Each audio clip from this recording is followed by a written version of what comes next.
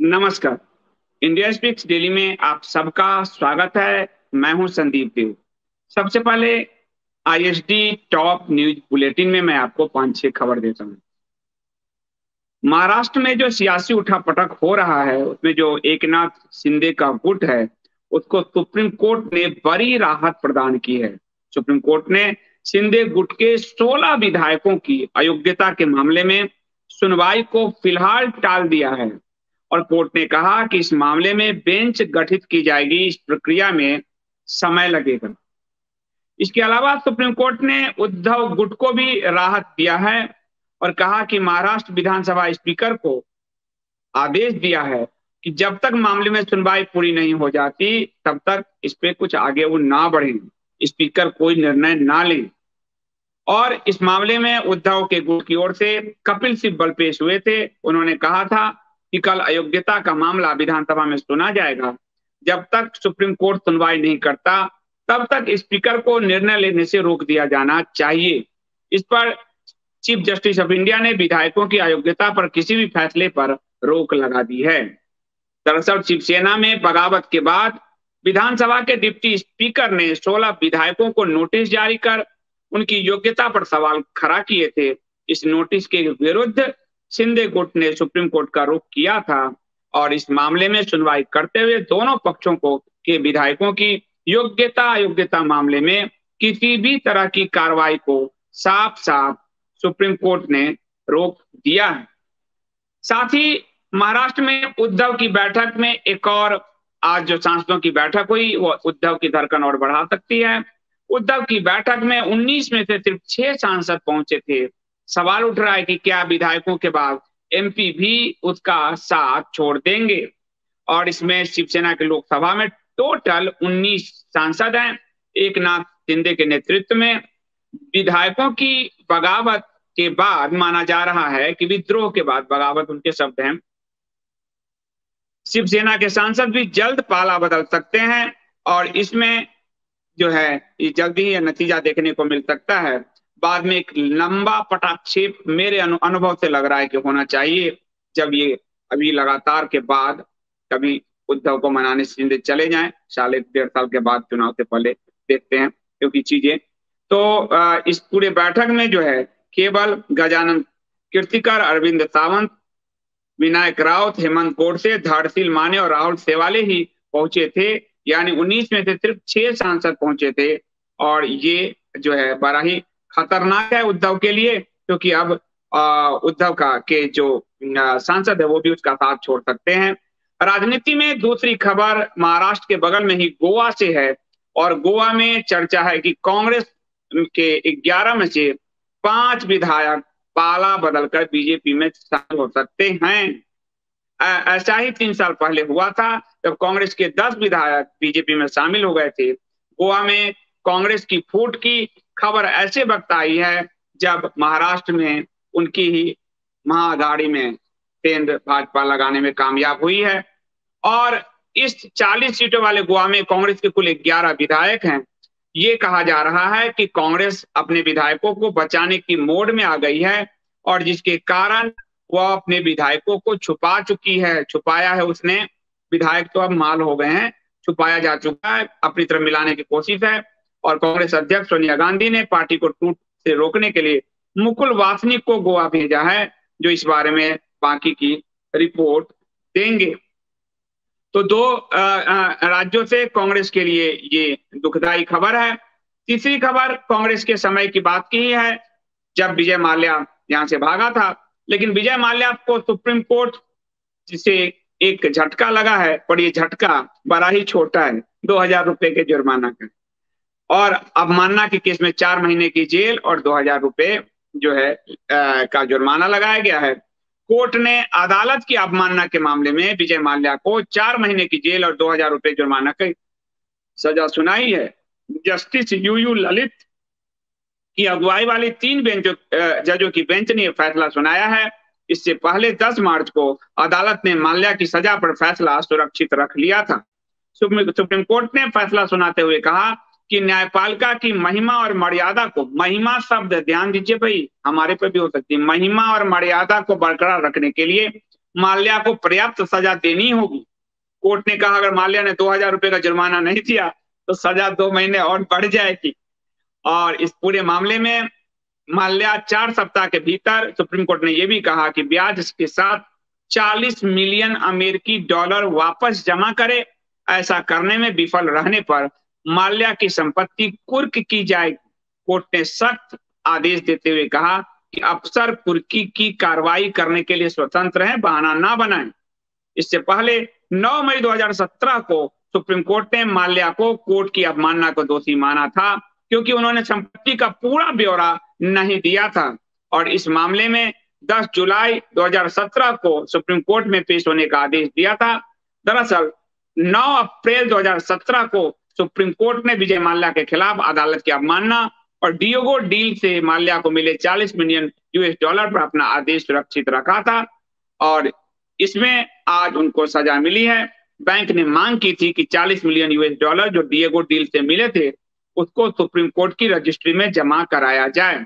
Supreme court ने माल्या से पूछा था कि आपने जो कोर्ट में अपनी संपत्तियों के बारे में जानकारी दी थी वो सही है या नहीं, क्या आपने कर्नाटक हाईकोर्ट के आदेश का उल्लंघन तो नहीं किया, क्योंकि कर्नाटक हाईकोर्ट ने अपने आदेश में कहा था कि माल्या बिना कोर्ट की अनुमति के कोई भी ट्रांजैक्शन नहीं कर सकते हैं। सुप्रीम कोर्ट ने केंद्र सरकार से भी पूछा था कि माल्या के खिलाफ कोर्ट के आदेश को कैसे लागू किया जा सकता है। केंद्र सरकार ने सुप्रीम कोर्ट को बताया कि माल्या को वापस लाने की कोशिश की जा रही है, क्योंकि विदेश में है। तो ये पूरा मामला है।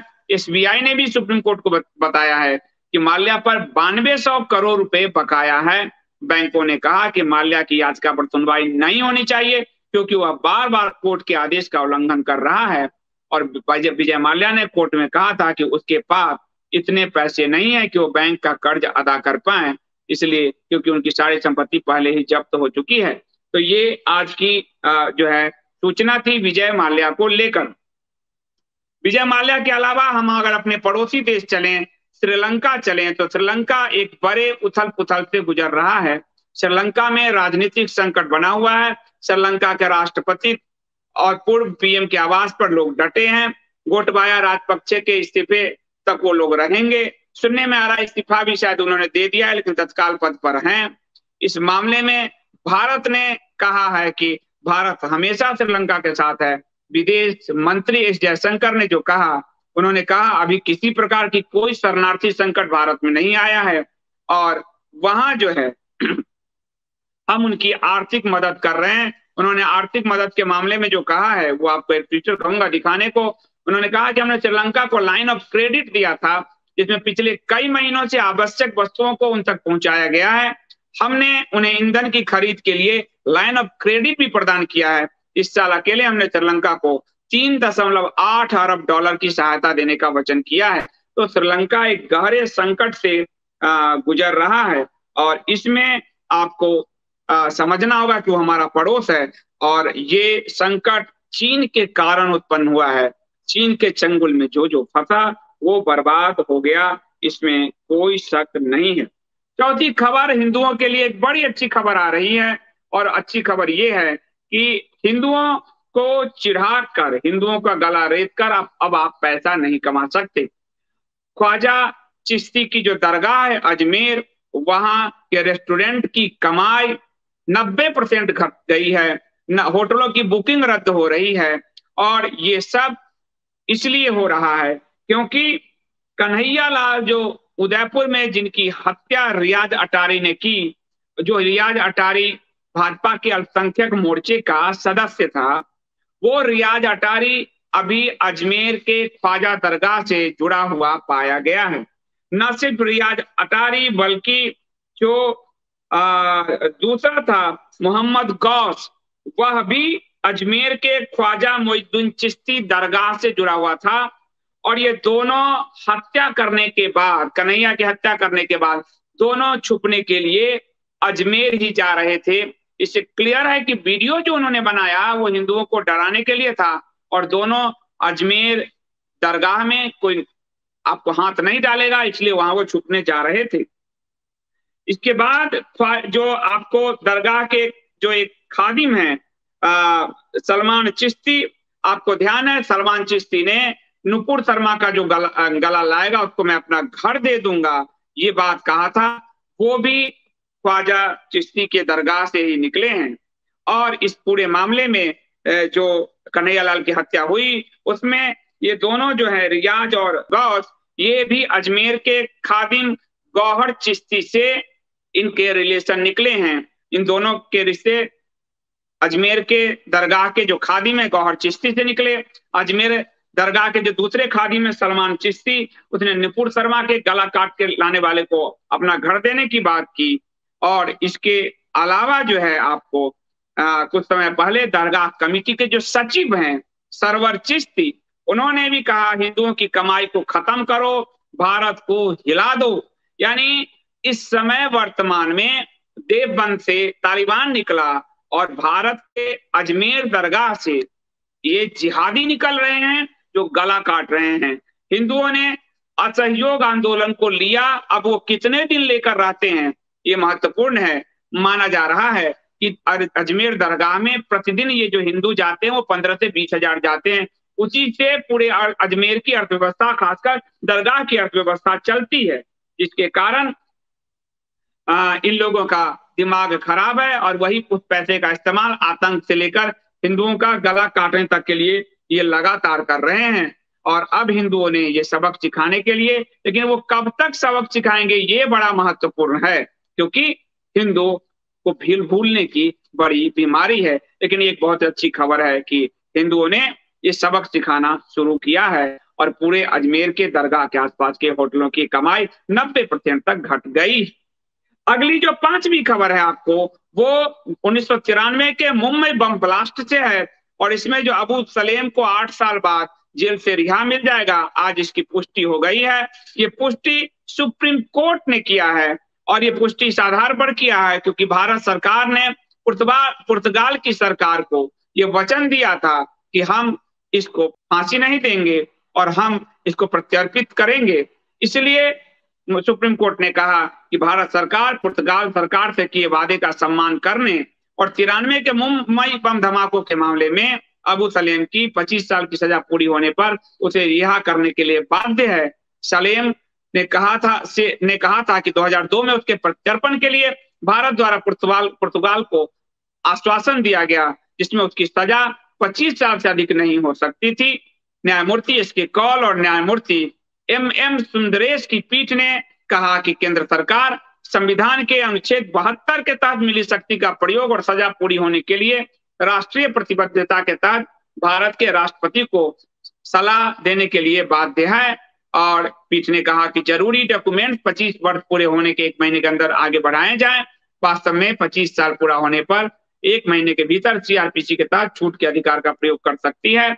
2005 में उसे पुर्तगाल से भारत लाया गया था 25, और उसकी सजा जो है 2030 में पूरी हो जाएगी, तो वो अधिक से अधिक अब 2030 तक ही भारत की जेल में रहेगा।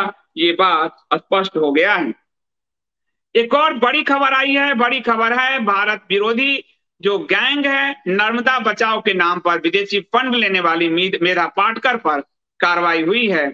आदिवासी बच्चों की पढ़ाई के नाम पर 13.5 करोड़ रुपए इकट्ठा करके मेधा पाटकर खा गई, ऐसा आरोप है। और न सिर्फ खा गई बल्कि इस पैसे से उसने राष्ट्र विरोधी एजेंडा चलाया और इस मामले में उस पर पूरा आरोप है कि नर्मदा नवनिर्माण अभियान की ट्रस्टी मेधा ने सामाजिक कार्यों के नाम पर इकट्ठा की गई 13.5 करोड़ रुपए से अधिक की राशि का दुरुपयोग किया और अपनी राजनीतिक गतिविधियों और विकास परियोजनाओं के विरुद्ध उसने इसका उपयोग किया।